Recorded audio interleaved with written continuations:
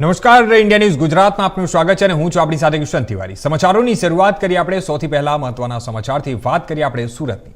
તો સુરતના અમરોલી વિસ્તારમાં આવેલા H2 કોસાડ આવાસમાં હનુમાન મંદિર નજીકથી મહિલાનો હાથ પગ બાંધેલી હાલતમાં મૃતદેહ પોટલામાંથી મળી આવતા ચકચાર મચી હતી। સફાઈ કર્મચારીઓને સફાઈ દરમિયાન શંકાસ્પદ પોટલું મળતા તપાસ કરતા તેની અંદરથી મહિલાનો મૃતદેહ મળી આવ્યો હતો અને આ ઘટનાને લઈને અમરોલી પોલીસ અને સુરત ક્રાઇમ બ્રાન્ચે અલગ અલગ ટીમો બનાવી તપાસ હાથ ધરી હતી। આ તપાસ દરમિયાન મૃતકની ઓળખ 55 વર્ષીય હમીદા ખાતુન તરીકે થઈ હતી, જેમના ગુમ થવાની અરજી તેમના પુત્ર મોહમ્મદ પરવેઝે અમરોલી પોલીસ સ્ટેશનમાં કરી હતી। પોલીસ તપાસમાં પરિવારજનો પર શંકા જતા કડક પૂછપરછમાં ચોંકાવનારો ખુલાસો થયો હતો।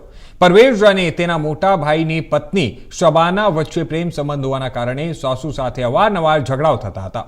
ત્યારબાદ પરવેઝ, શબાના અને શબાનાના પિતા ફિરોઝ આલમે મળી મહિલાનું ગળું દબાવી હત્યા કરી હતી। હત્યા બાદ મૃતદેહને એક દિવસ ઘરમાં રાખી પછી હાથ પગ બાંધી પોટલામાં ભરી ફેંકી દેવામાં આવ્યો હતો।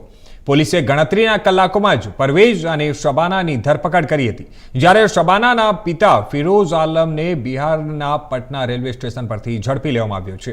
હાલ પોલીસે સમગ્ર મામલે વધુ તપાસ હાથ ધરી છે।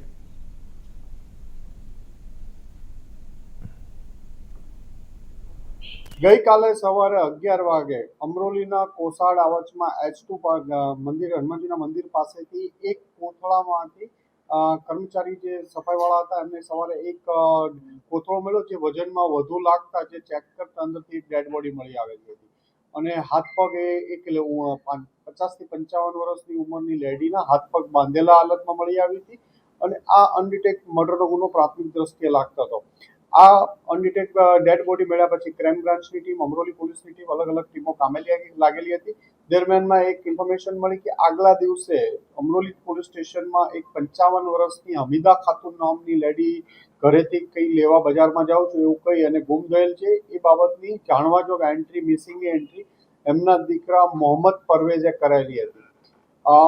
વેરીફાઈ વધુ ડિટેલમાં ક્રાઇમ બ્રાન્ચની ટીમ દ્વારા અને અમરોલી પોલીસ સાથે રાખીને બધું તપાસ કરતા પૂછપરછ દરમિયાન એમના ઘરના ફેમિલીના શંકાસ્પદ માણસો લાગી આવતા હતા અને ક્રાઇમ બ્રાન્ચમાં એક લીડ મળી હતી કે જે હાથ પગમાં દોરી બાંધેલી હતી એવી સેમ જે ચિંદી હતી એમના ઘરમાંથી પણ મળી આવી, એટલે એમના ઘરના લોકો આ મર્ડરમાં સંડોવાયેલ હોવાનું પ્રાથમિક દ્રષ્ટિએ લાગતા ક્રાઇમ બ્રાન્ચની બધા જ પોલીસ ઇન્સ્પેક્ટરો અને ટીમ દ્વારા એમના બંને દીકરાઓ બહુ બધાની ઘનિષ્ઠ પૂછપરછ કરતા નાનો દીકરો પરવેઝ, જેણે પોતાની માં ગુમ થયાની અમરોલી પોલીસ સ્ટેશનમાં જાણવાજોગ દાખલ કરેલી હતી, તે અને મોટા ભાઈ વસીમની પત્ની શબાના આ બંને આ મર્ડરમાં સંડોવાયેલા હોવાનું હતું। આ બંને વચ્ચે પ્રેમ સંબંધ પણ હતો। આ પ્રેમ સંબંધમાં એમના સાસુ ઘણીવાર એમને પૈસાની બાબતમાં મગજમારી કરતા હતા અને ઘરમાં ઝઘડાઓ થતા હતા। આ બંને એમના જે શબાનાના ફાધર છે ફિરોઝ આલમ, જે બિહાર સમસ્તીપુર રહે છે, એને બોલાવ્યા હતા।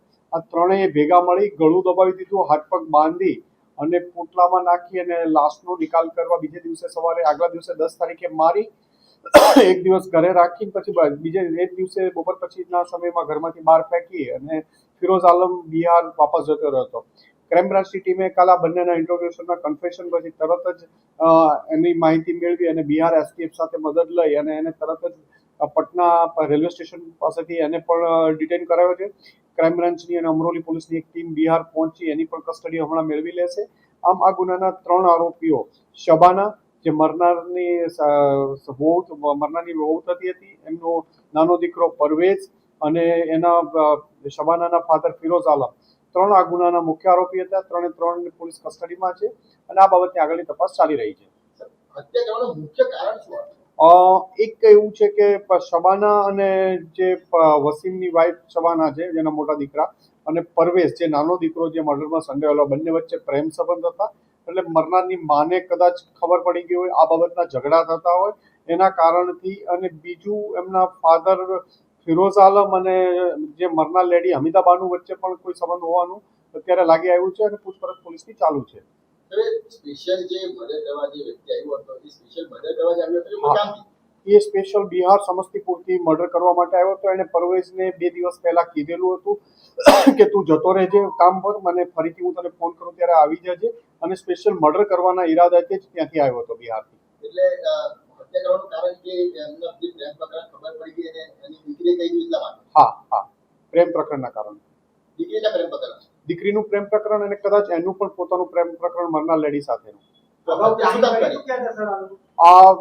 આ જે પરવેઝને ત્યાં ફિરોઝ આલમે આવતા પહેલા કીધું હતું કે હું મર્ડર કરવા તારી માને મારી નાખવા માટે જ આવું છું. પછી હત્યા કેવી રીતે કરી છે? ગળાથી દોરીથી ગળું દબાવીને. અને લાશ સગે વગે કરવાનો પહેલેથી પ્લાન હતો? આ લાશ સગે કરવા માટે એ લોકોએ ઘરમાંથી ત્રણેય ત્યાં જે ચીંદી હતી એનાથી હાથ પગ એમના મરનારના દીકરાએ, એમની મોટા દીકરાની વહુ અને ફિરોઝ આલમ એ ત્રણેય ભેગા થઈને લાશને હાથ પગ બાંધ્યા, પોટલામાં નાખી, પોટલું બાંધી ફિરોઝ આલમ એકલો જ એ પોટલું ઉપાડી અને બહાર ઘરથી થોડે દૂર જઈને મૂકીને જતો રહ્યો હતો.